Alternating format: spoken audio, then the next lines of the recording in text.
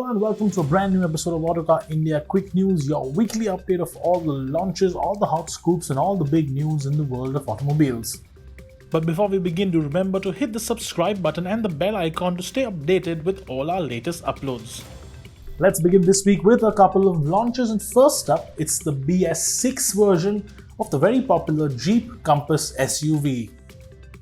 Unlike a fair few SUVs that are now available only with a petrol engine, the BS6 version of the Jeep Compass has retained both the petrol and the diesel engine options. Both engines get after treatment to meet stricter emission norms.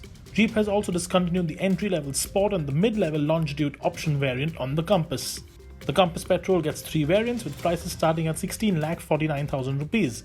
The diesel, on the other hand, gets 8 variants with prices now starting at 17,99,000 rupees. For more info on what every variant of the Jeep Compass gets in terms of engine and gearbox configurations and features, visit our website autocarindia.com.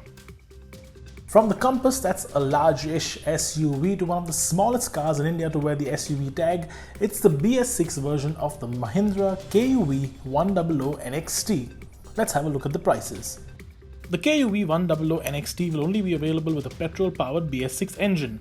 The motor is a 1.2-litre 3-cylinder naturally aspirated unit that makes 83 horsepower and 115 Nm of torque, mated to a 5-speed manual gearbox. Apart from the engine upgrade, there is no change on the KUV100 NXT visually or in terms of features. The KUV100 NXT is available in 4 variants with prices starting at 5,50,000 rupees and going all the way up to 7,12,000 rupees.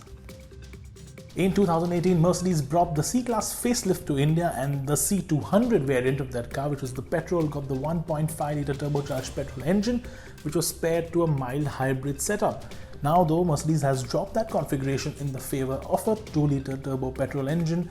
Let's have a look at the details and the prices.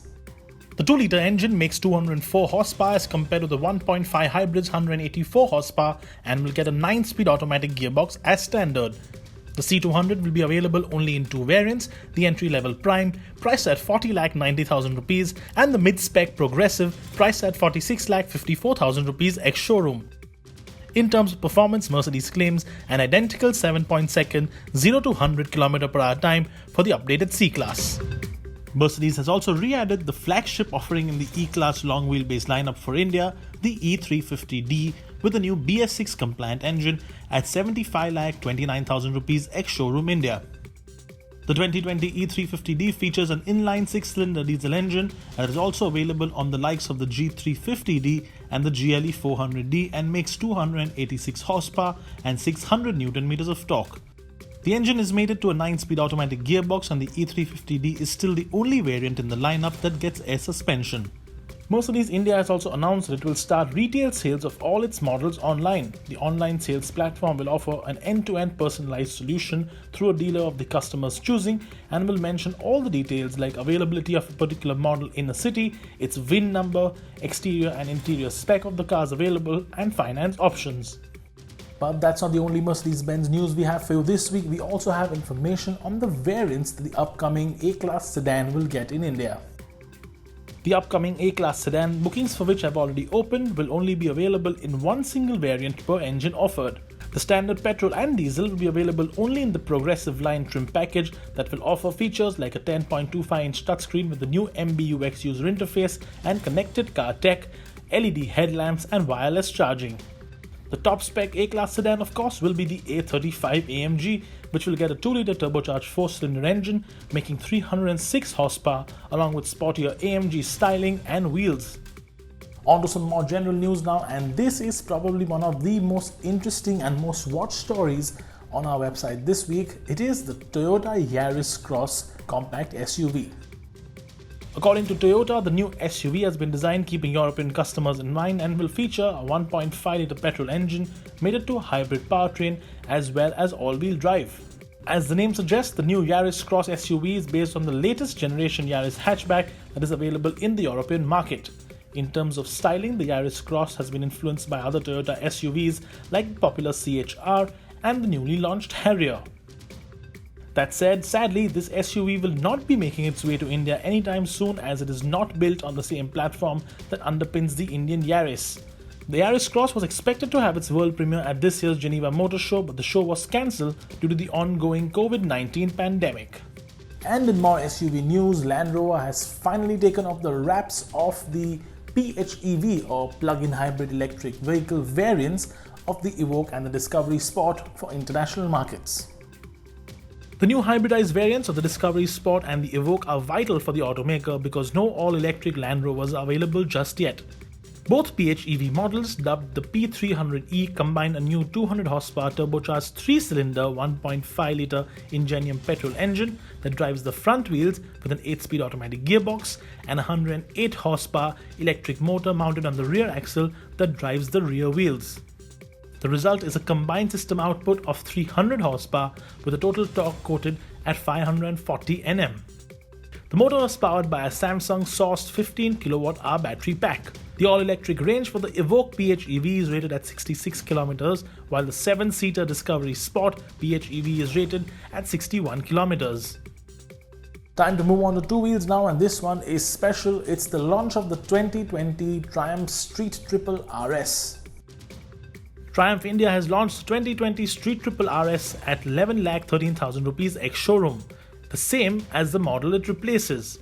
Updates on the bike include a few styling tweaks and new graphics on the instrument screen, along with the BS6 compliant 765cc liquid-cooled inline triple making 123 horsepower and 79 Nm of torque, which is mated to a 6-speed quick shifter equipped gearbox.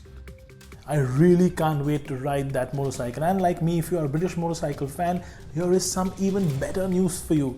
Legendary British bike maker Norton Motorcycles is now under Indian ownership. The TVS Motor Company has bought Norton Motorcycles. Let's have a look at those details.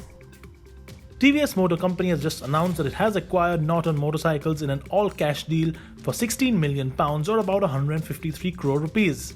The Indian two-wheeler giant has done so by acquiring certain assets of Norton Motorcycle UK Limited through one of TVS Motor's overseas subsidiaries.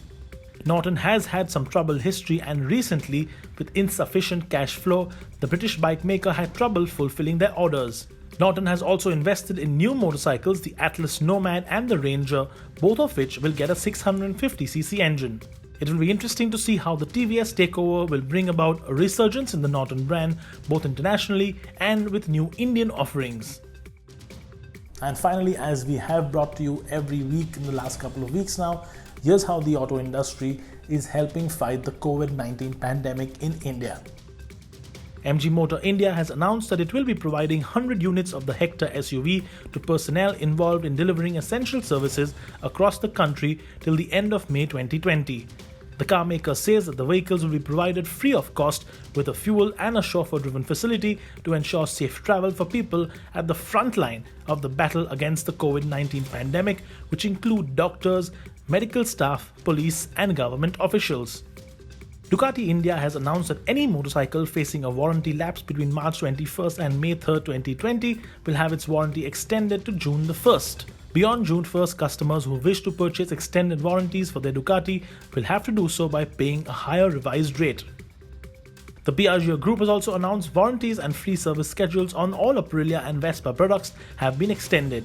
Customers who own Piaggio two-wheelers and have had either a warranty that expires or a scheduled free service that falls in the lockdown period can avail these services for 30 days after the national lockdown is lifted.